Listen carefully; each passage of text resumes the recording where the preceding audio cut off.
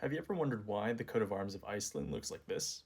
This current iteration was created on Iceland's independence on June 17, 1944. The previous coat of arms looks like this. The change was made removing the crown from the shield because Iceland was no longer part of the Danish monarchy. They also decided to change the compartment the supporters stand on, but decided to keep the four supporters around the shield.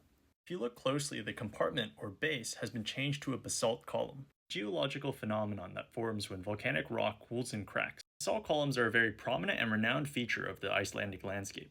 This example in particular is from the Jökuldalur Valley. The shield bearers are the four Landvættir, or the four guardian spirits of Iceland. They originate from what's called the Heimskringla. The authorship is attributed to famous Icelandic poet and historian Snorri Sturluson. The Heimskringla is perhaps the best known of the Old Norse king sagas. The story of the four guardian spirits begins with King Harald Bluetooth Gormson of Denmark.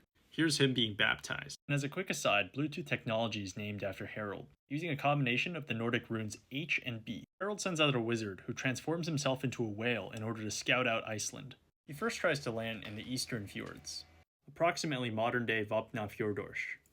There he meets a fearsome dragon, which causes him to retreat. The sorcerer moves further west, near Eyjafjord, or Island Fjord. There a bird flew towards him, one that was so great that its wings spread over both sides of the mountain, with many other birds with it, both large and small, forcing the sorcerer to flee once again southwest. The sorcerer moved west and then finally turned south, trying to embark again on the island on Preda Fjord, or in English, Wide Fjord. There he was faced with a large bull and was forced to turn back towards the sea once again.